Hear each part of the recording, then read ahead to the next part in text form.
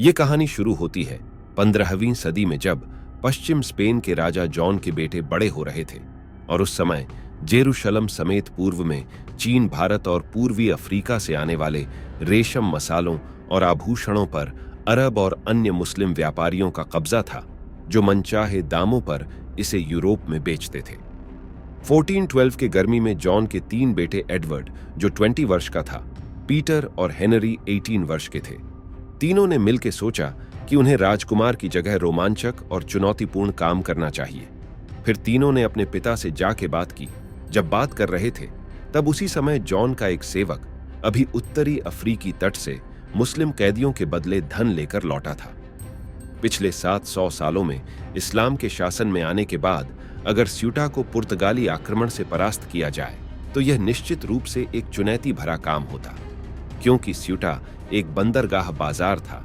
जुलाई 1415 में स्यूटा को जीत लिया गया। हेनरी, एडवर्ड और पीटर तीनों ने इस युद्ध में सेनानी की भूमिका निभाई, लेकिन आर्थिक दृष्टि से कुछ खास लाभ नहीं हुआ। मुसलमानों ने स्यूटा के साथ व्यापार करना बंद कर दिया और टांजियर से व्यापार करना चालू किया और स्यूटा खाली हो गया। उस समय यूरोप में कई गलत धारणाएं फैली हुई थीं। एक ऐसी बात थी कि अफ्रीका में कहीं दक्षिण में एक सोने की नदी बहती है, लेकिन वहां पहुंचने के लिए सहारा, जो विश्व का विशालतम गर्म स्थल है, और वहां पर मौजूद मुस्लिम, अरब और बाबर सेना को हराना पड़ता। हेनरी के विचार में इसे करना संभव और जरूरी था, क्योंकि 700 साल पहले उत्तरी अफ्रीका पर ईसाइयों, स्पेन, रोमन या ग्रीक का कब्जा था। उसने अपने पिता से टैंजियर पर हमला की योजना की, लेकिन जॉन को ऐसा संभव नहीं लगा।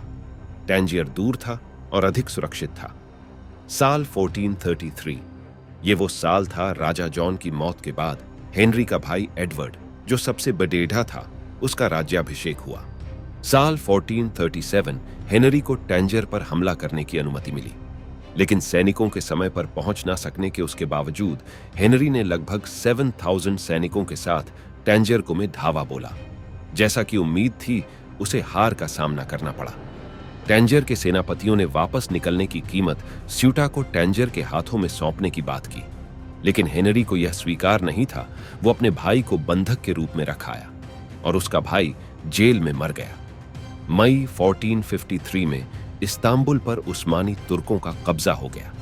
ये तुर्क सुन्नी मुस्लिम थे और उनके अधिकार के कारण यूरोपियों का पूर्व का व्यापार मुस्लिम हाथों में चला गया। वेनिस और इस्तांबुल के बाजारों में चीजों के दाम बढ़ने लगे। इसके बाद पश्चिम स्पेन और पुर्तगाल और इटली के शासकों को पूर्व समुद्री मार्गों की जानकारी की आवश्यकता हुई और उन्होंने उस पर ध्यान दिया। कहानी में अब तक आपको समझ में आ गया होगा कि पूर्व समुद्री मार्गों की जानकारी की आवश्यकता हुई क्यों हुई। फिर भी मैं आपको बता देता हूं कि पूर्व में चीन, भारत और पूर्वी अफ्रीका से आने वाले विभिन्न वस्त्र, रेशम, मसाले और आभूषणों का व्यापार अरब और अन्य मुस्लिम व्यापारियों के अधीन था। इस व्यापार में वे यूरोप में मनचाहे दामों बेचते थे। पूर्व के रास्ते प्रथम प्रयास 13वीं सदी में मार्को पोलो ने मंगोल साम्राज्य के समय में चीन तक यात्रा की। जब वह वापस आए, उन्होंने अपने साथी को बताया कि भारत पूर्व में स्थित है। सन 1419 में वेनिस के निकोलो द कोंटी ने अरबी और फारसी सीखी और मुस्लिम व्यापारी बनकर भारत की खोज में निकल पड़े। उसने 25 सालों तक पूर्व की यात्रा की, भारत पहुंचा और कई महत्वपूर्ण जानकारियां दी। सन 1471 में अंत में टैंजियर पर हेनरी ने अधिकार प्राप्त किया, लेकिन हेनरी सन 1474 में मर गए। पुर्तगाल के राजा जॉन ने डिएगो केओ को अफ्रीकी तटों पर यात्रा के लिए भेजा। केओ ने 1482 में कांगो की सफल यात्रा की और वहां एक शिला स्थापित की। सन 1484 में जब वह लौटा तो उसका बहुत स्वागत हुआ और उसे नोबल सामंत की पदवी मिली। एक बार फिर अपने लक्ष्य की खोज में निकले डिएगो ने सन 1486 में नामीबिया तक की यात्रा की। यह अफ्रीका के दक्षिणी बिंदु से सिर्फ 800 किलोमीटर उत्तर में था, लेकिन लौटते समय वह कांगो में प्रेस्टर जॉन को ढूंढने निकला और फिर उसका कोई पता नहीं चला। यूरोप में प्रचलित भ्रमों में से एक यह था कि पूर्व में कहीं एक राजा है जिसका नाम प्रेस्टर जॉन है और वह ईसाई है और अपार संपत्ति के मालिक है। पुर्तगालियों को विश्वास था कि यह राजा भारत या पूर्वी अफ्रीका का राजा है। इसे खोजने के लिए पुर्तगाल के राजा जॉन ने 2 गुप्तचरों को पूर्वी यात्रा पर भेजा, लेकिन जेरूसलम पहुंचने के बाद उन्हें मालूम हुआ कि बिना अरबी भाषा के यहां से आगे नहीं बढ़ सकते, इसलिए वे वापस लौट गए। 1487 में पेरो दा कोविल्हा और अफोंसो दा पेवा को गुप्त यात्रा पर भेजा गया। वे मिस्र के शहरों सिकंदरिया और काहिरा पहुंचे। पेरो अदन लाल सागर के साथ भारत की ओर कालीकट पहुंचा। उन्होंने वहां व्यापार और मार्गों की निरीक्षण किया और फिर काहिरा वापस लौट गए। वहां उन्होंने पुर्तगाली यहूदियों से मुलाकात की जो राजा जॉन ने भेजे थे। कोविल्हा ने जानकारियों का आदान प्रदान करके दक्षिण की ओर इथियोपिया की चला गया। सन 1487 के अगस्त महीने में पुर्तगाल के राजा ने बर्तोलोमेओ डियास नामक जहाज को अफ्रीका के चक्कर मारने के लिए भेजा। वह पहला यूरोपीय नाविक था जो दक्षिणतम अफ्रीका के तट तक पहुंचा, जिसे उत्तमाशा अंतरीप कहा जाता है। दुर्भाग्यवश एक भयंकर समुद्री तूफान ने उसे परेशान कर दिया और वह वापस लौटना पड़ा। हालांकि उसकी यात्रा पश्चिम से पूरब की तरफ जा सकने से यह साबित हो गया कि अफ्रीका का दक्षिणी कोना है और दुनिया यहीं खत्म नहीं हो जाती। उसी समय राजा मैनुएल ने भारत के लिए एक 4 नौकाओं के दल की स्थापना की योजना बनाई। इस दल के कप्तान के लिए वास्को डी गामा का चुना गया। इस निर्णय से कई लोग चौंक गए, क्योंकि गामा को बड़ी समुद्री चुनौती का अनुभव नहीं था, बस वह आसपास के सामरिक लड़ाइयों में शानदार था। लेकिन उसकी अच्छी नेतृत्व और राजा के भरोसे के कारण उसे इस दल के कप्तान के रूप में नियुक्त किया गया। वास्को द गामा का जन्म अनुमानतः 1460 में या 1469 में साइंस, पुर्तगाल के दक्षिण पश्चिमी तट के निकट हुआ था।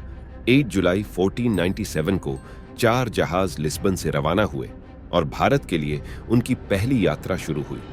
लगभग 170 लोगों के इस बेड़े में मार्टिम अफोंसो और फर्नाओ मार्टिन्स जैसे महत्वपूर्ण व्यक्ति शामिल थे। मार्टिम अफोंसो एक पुर्तगाली खोजकर्ता थे, जिन्होंने 1487 में अफ्रीका के तट पर एक नया मार्ग खोजा था। फर्नाओ मार्टिन्स एक पुर्तगाली नौसेना अधिकारी थे, जिन्होंने 1488 में अफ्रीका के दक्षिणी छोर को पार करने वाले पहले यूरोपीय व्यक्ति बने थे। अफोंसो कांगो में रहा था और अफ्रीकी बोलियों को जानता था, जबकि फर्नाओ मोरक्को के कारावास में रहने के कारण अरबी समझता था। 10 से 12 अभियुक्त भी इस जहाजी बेड़े में राजा द्वारा रखे गए थे, जिन्हें खतरनाक स्थलों पर जानकारी और खोजी कामों को पूरा करने का काम दिया गया था। प्रत्याशित रूप से जहाज पर कोई महिला सवार नहीं थी। आज हमने एक बहुत ही दिलचस्प कहानी देखी है। कहानी इतनी लंबी है कि हमने इसे 2 भागों में बांट दिया है। इस भाग में हमने कहानी का पहला भाग दिखाया है। दूसरा भाग आप देख सकते हैं वीडियो के अंत में या डिस्क्रिप्शन में दिए गए लिंक पर क्लिक करके। ये कहानी यहीं पे खत्म होती है और आगे ऐसी दिलचस्प कहानियां आती रहेंगी। आपको यह कहानी कैसी लगी, कृपया हमें कमेंट करके जरूर बताएं। धन्यवाद दोस्तों कि आपने इस वीडियो को देखा। अगर आपने अभी तक हमारे फैक्ट बॉक्स हिंदी चैनल को सब्सक्राइब नहीं किया है तो कृपया करके सब्सक्राइब कर दें और बेल आइकन को दबाएं ताकि आप हमारे नए वीडियो को सबसे पहले देख सकते हैं।